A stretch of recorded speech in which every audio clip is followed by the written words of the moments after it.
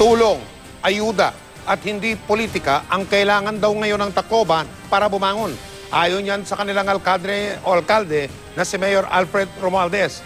Mula pa rin sa lungsod ng Tacloban, nakatutuklay, excuse me po, si Emil Sumangil. Emil.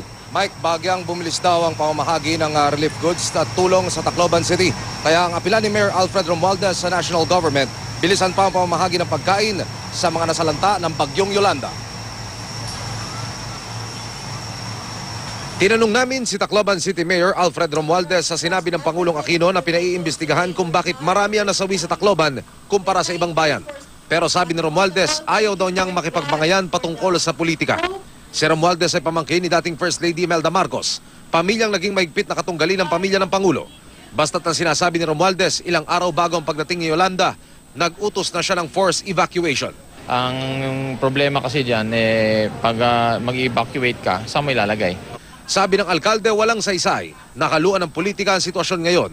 Ang kailangan daw niya ngayon ay malawak na ayuda mula sa pamahalaan para makabangon agad ang Tacloban. Ang problema raw ngayon ng Tacloban ay problema ng buong bansa. Respetuhin na natin yung nangyari na. Ayusin na lang natin yung problema natin ngayon. Let's be like more states. Nilinaw din ni Romualdez na hindi totoong pinasusulat daw siya ni DILG Secretary Mar Rojas sa Malacanang para sabihin hindi na niya kayang gampanan ng tungkulin at pinauubaya sa DILG Secretary ang trabaho niya. Sa lumabas na balita, ang abogado ni Romualdez na si Attorney Alex Abisado Jr. ang umunay nagsabi nito. Ilang beses tinawagan ng GMA News si Abisado pero busy o hindi nito sinasagot ang telepono niya. Pero ang paglilinaw ni Romualdez, hindi raw niya alam ang sinasabi umano ng abogado niya.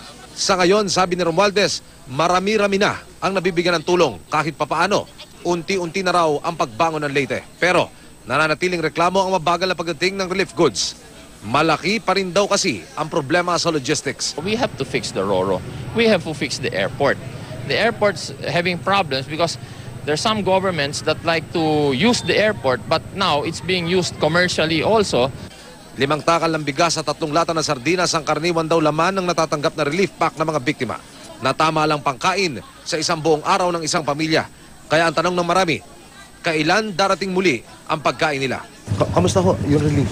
Yung relief po namin dito, yung iba, yung dito lang po sa city, ang iba nakakatanggap po sila. Pero doon sa kabundukan, doon sa amin, sa mga barangay doon sa amin, minsan lang po sila magbigay. Dati, pagdating ng bagyo, pagkatapos, medyo parang wala pa ditong wala pa nagbibigay ng relief. Mga 3 to 4 days. Ngayon? Ngayon, nakuha na. Meron ng...